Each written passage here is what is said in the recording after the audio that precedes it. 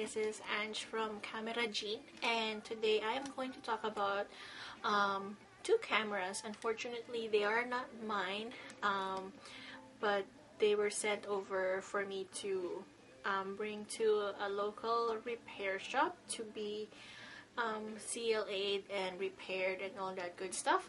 I'll try not to talk about them too much. The reason being is I want to go more in depth on these sooner, and I don't have any experience in shooting these. But the cameras I want to talk about quickly would be the Canon Demi EE17 and the Olympus Pen D. Both are film cameras, but they kind of work differently, I suppose. But we're gonna start quickly with the Canon Demi EE17. First thing that you guys need to know is this is a half frame camera. I believe this is fully manual. This is not mine, so and I haven't played around with the camera that much because this one has film in it, I believe. So, but Kelvin, my boyfriend, told me that I could use up the rest of the film. But that's that, and it's very small. It's very handy. I like the leather. Not to mention that it's yellow. It really catches one's attention. I'm not sure what's wrong with it, why I had to bring it to the repair shop, but because I had to wait for a list to know, to let the repair guy know what's wrong with each camera, and I'll have that repaired. The second one is actually a lot smaller. So this is the Olympus Pen D2. Oh yeah, not to mention the Canon one is 1.730mm, and the Olympus Pen D is 32mm, and it's 1.9. So this one is actually a lot faster. And can you see how adorable that is? And I have a really small hand, so if you can see that, so it's a lot smaller, which is really interesting. And I like the leather as well. It's like red. One thing I noticed, like the top plate is really nice and well thought of. I like where everything is placed.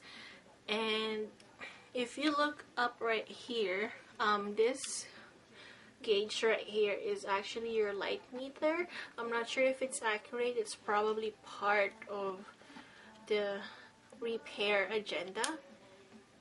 And so is the bottom plate. And this camera looks really new.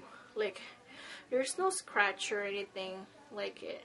But I think the light meter is not accurate, I think. So I had to have that checked. But there's no scratch or anything. I don't know if you could see it, but if you could see this in person.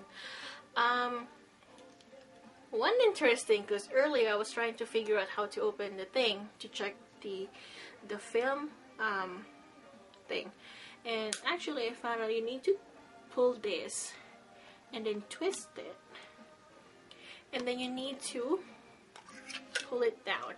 And this is very similar to my Rolei 35S, even the light meter part at the top. Although with the measurement thing at the top, it's actually a lot more confusing for me to figure out if I have the right exposure or not. I think I would prefer the Rolei 35 in regards with the metering system. So yeah, it's very similar to the Rolei 35 in terms of, like, I guess physically, but I mean, Rolei 35 is a very quirky type of 35mm camera. So it's just very small. Maybe I'll do a comparison picture sometimes. I don't know. So those are the two cameras that I want to feature today. Yeah, it's very Demi is like bigger and thicker and taller.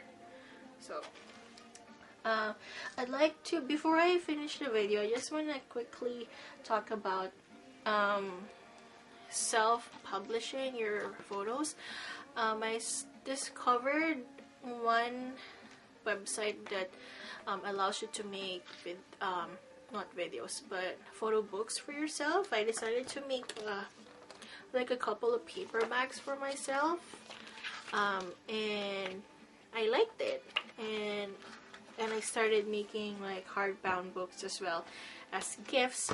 I think that this was last year when I made this photo book. I did not take the photos. My boyfriend took these because he also loves photography, and he made this as a gift.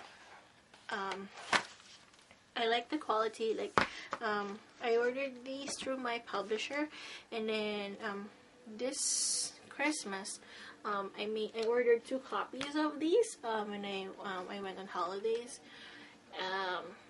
So I gave one for my uncle, and I made one for my family, and I like it. Like, at this time of age where most people just share their photos digitally, like on Facebook and Twitter or Flickr or something like that, I think it's funny how I would say this, but it's like a breath of fresh air seeing that you're physically holding pictures. In this case, like photo books. I think they're a good way to give us gifts, and also at the same time, it's a good way of like sharing your photos, to be honest. Like, I know I use Facebook to share some photos, but the fact that I can physically hold them regardless whether they were taken using a digital or a film camera, it's a whole different experience, and it's a whole different way of experiencing the photos you took and trying to like remember the ones, you know, like the experience or where you were when you actually took that image. So that's one thing to keep in mind.